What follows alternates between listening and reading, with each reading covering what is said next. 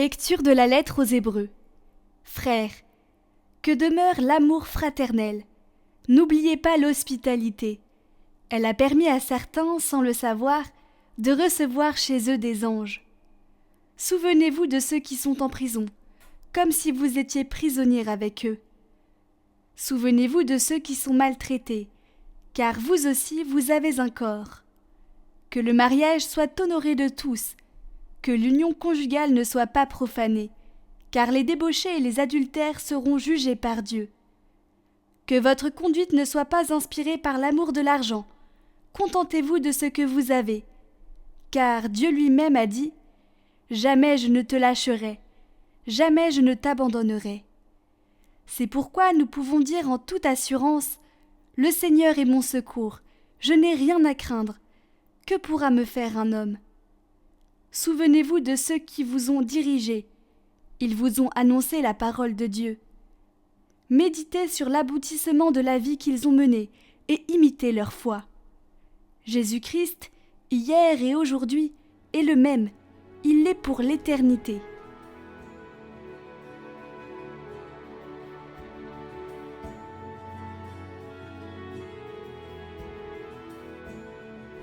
Le Seigneur est ma lumière et mon salut.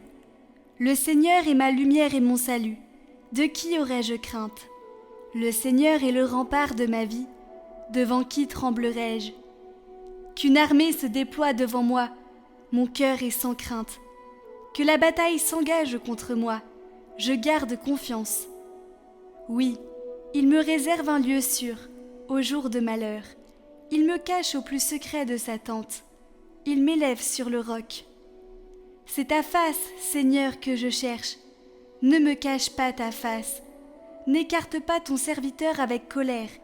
Tu restes mon secours.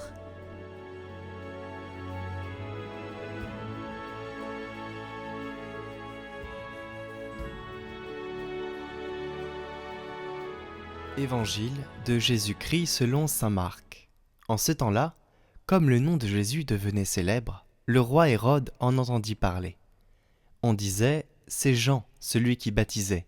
Il est ressuscité d'entre les morts et voilà pourquoi des miracles se réalisent par lui. » Certains disaient « C'est le prophète Élie. » D'autres disaient encore « C'est un prophète comme ceux de jadis. » Hérode entendait ces propos et disait « Celui que j'ai fait décapiter, Jean, le voilà ressuscité. » Car c'était lui, Hérode, qui avait donné l'ordre d'arrêter Jean et de l'enchaîner dans la prison, à cause d'Hérodiade, la femme de son frère Philippe, que lui-même avait prise pour épouse.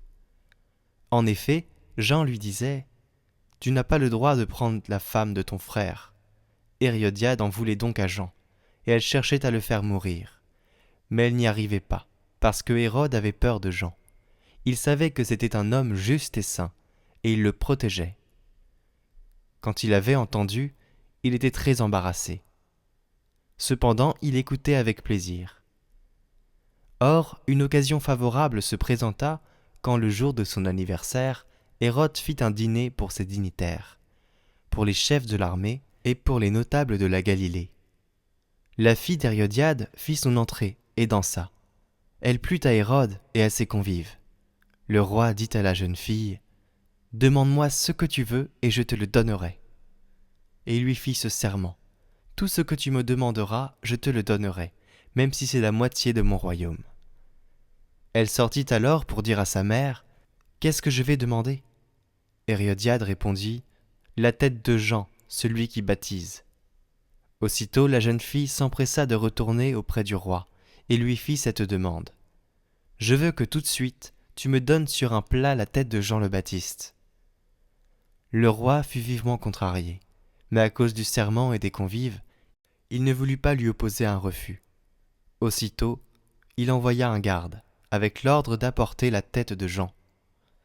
Le garde s'en alla, décapiter Jean dans la prison. Il apporta la tête sur un plat, la donna à la jeune fille, et la jeune fille la donna à sa mère.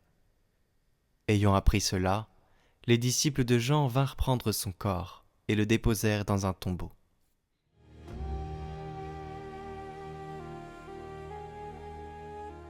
Jean-Baptiste, témoin de la foi. Je veux proposer de nouveau à tous, afin qu'il ne soit jamais oublié, le grand signe d'espérance constitué par les nombreux témoins de la foi chrétienne qui ont vécu au XXe siècle, à l'Est comme à l'Ouest.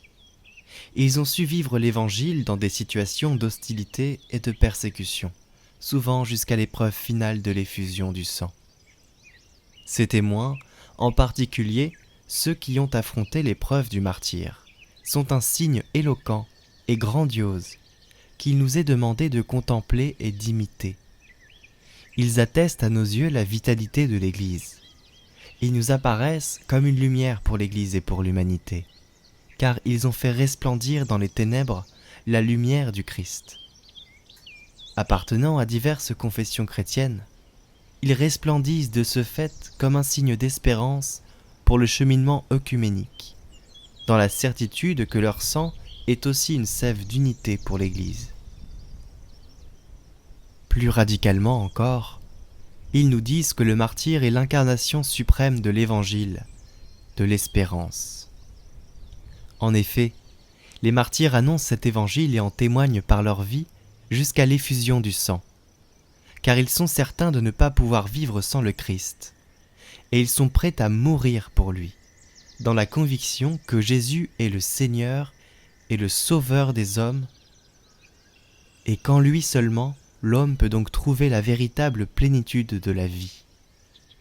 De cette façon, selon l'avertissement de l'apôtre Pierre, ils se montrent prêts à rendre compte de l'espérance qui est en eux.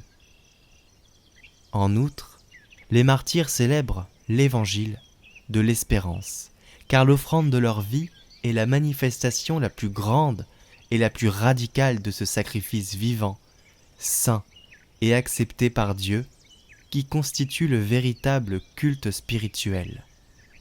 Origine, âme et sommet de toute célébration chrétienne. Enfin, ils servent l'Évangile de l'espérance parce que, par leur martyre, ils expriment au plus haut degré l'amour et le service de l'homme, en ce qu'ils démontrent que l'obéissance à la loi évangélique engendre une vie morale et une convivialité qui honore et promeut la dignité et la liberté de chaque personne.